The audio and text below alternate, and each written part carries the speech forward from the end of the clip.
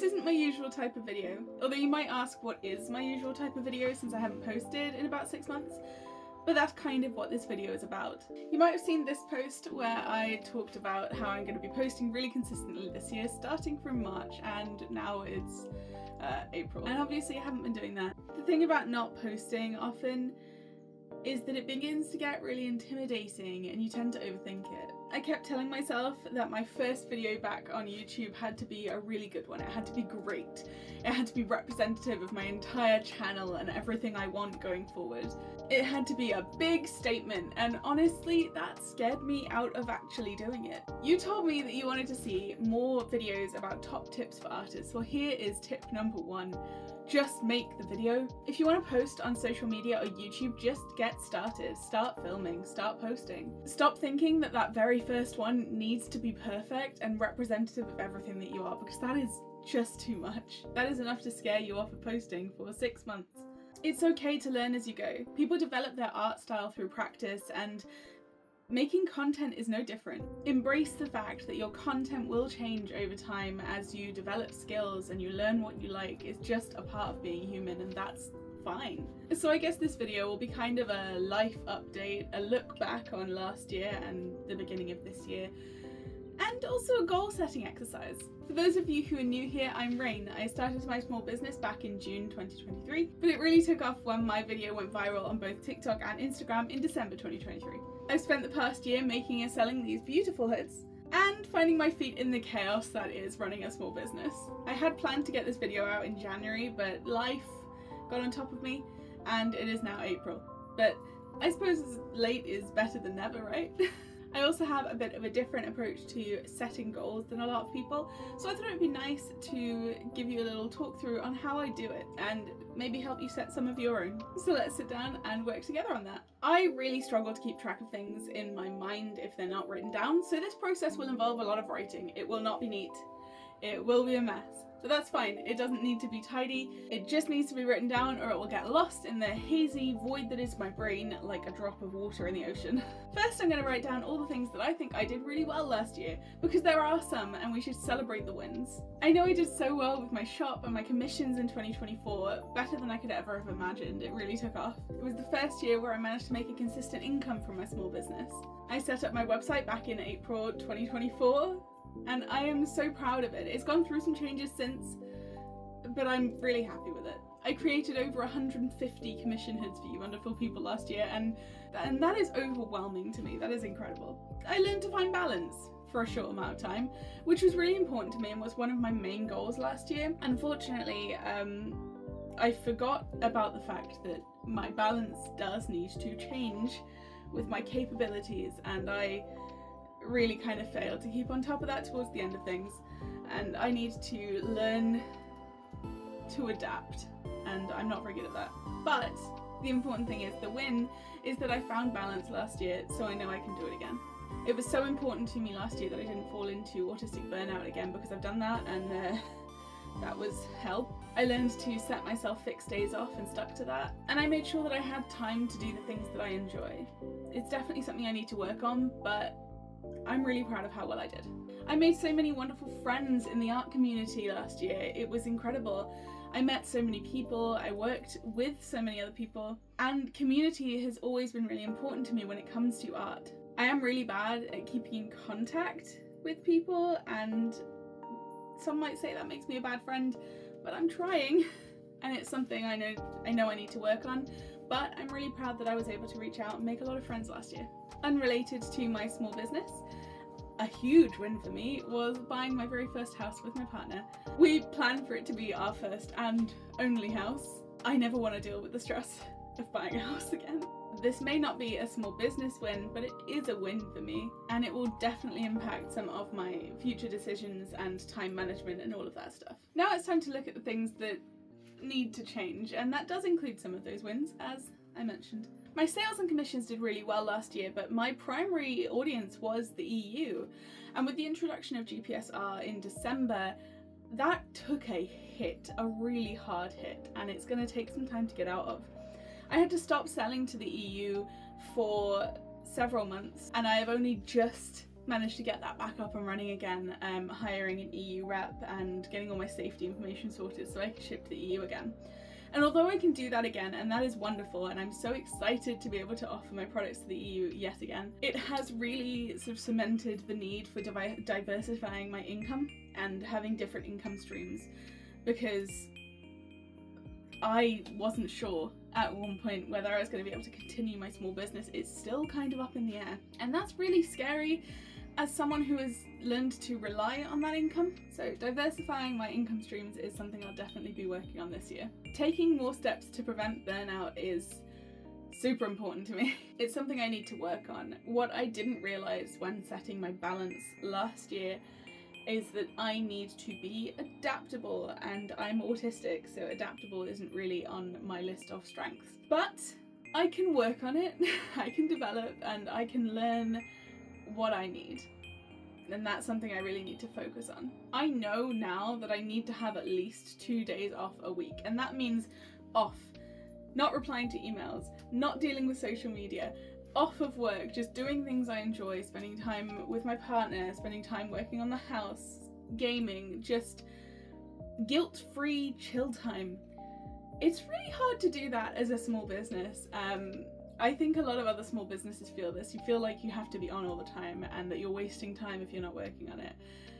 You still need me time, so to speak. You still need to spend time not working. I need to work on scheduling my time better. I want to try time blocking because I've heard that's really good for people with ADHD. And most importantly, I need to stop trying to fit 20 hours worth of work into 8 hours. And along with this, I need to give myself time to work on my own projects and my own interests. I can't develop new skills if I'm not giving myself time to practice those skills. I've also noticed towards the end of 2024 and the beginning of 2025 that I've really struggled to keep up with deadlines and not leaving things to the last minute. It's a very bad habit that I need to work on. And so that will go alongside preventing burnout and working out my balance and timing and scheduling. I also decided that it was time to refresh and reset my branding. The branding I had in place before was branding that I had before I even really started crochet. It was just kind of colours I liked. I like pastel colours, I think it's cute. But it didn't really fit my branding, the crochet, it didn't really fit the direction I wanted to go and how I wanted my business to be viewed. It was important to me that I streamline my style and have my branding fit and be really cohesive. You may have noticed that is something I have already done.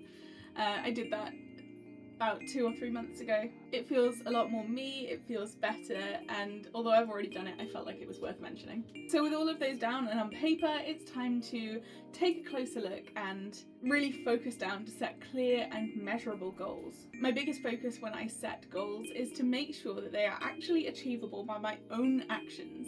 I don't want to set goals that are completely out of my control, like getting a certain number of followers on a social media or getting so many views on my videos. They're not things that I have control over. No matter what I do, I can put out really excellent content, but I still may not get those views, and that's not my fault.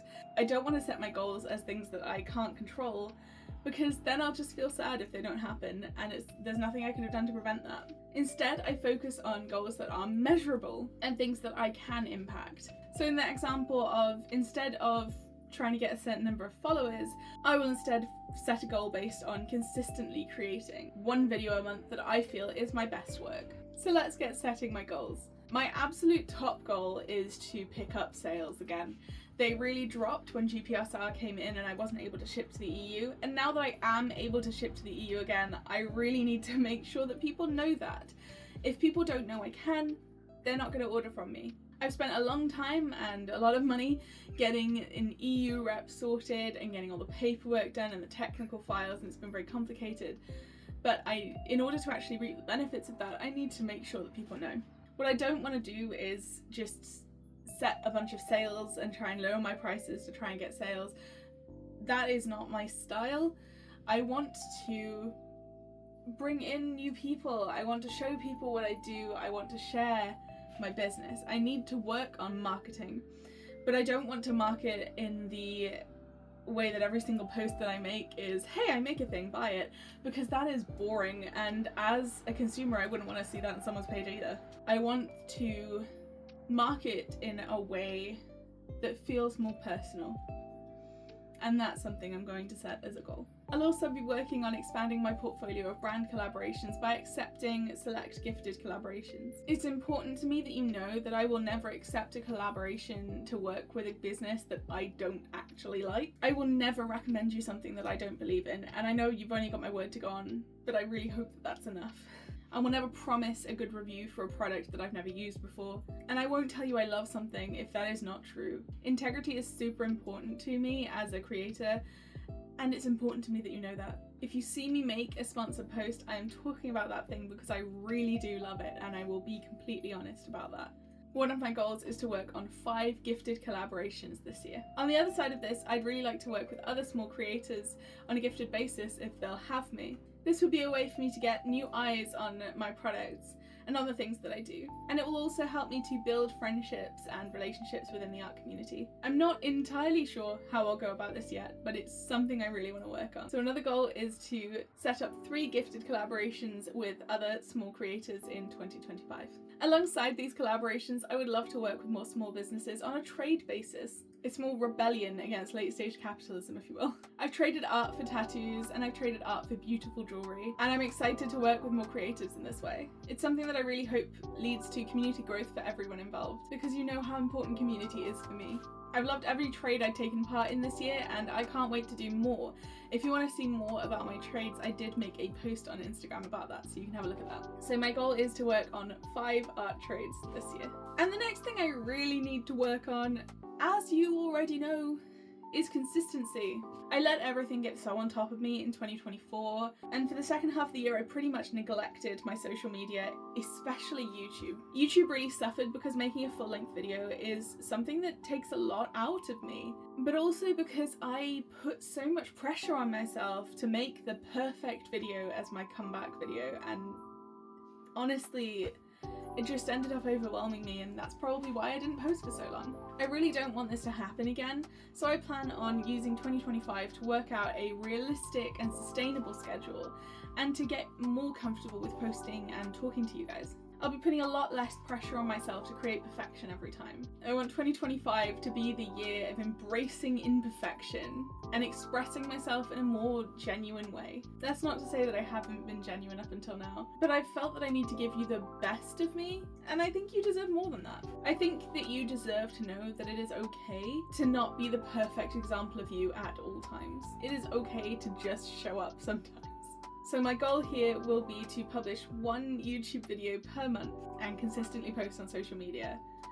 I am optimistic, cautiously optimistic that I can handle that. But do let me know in the comments what kind of videos you would like to see, and I can just have a massive list of different kind of videos to make, and then it won't be so scary.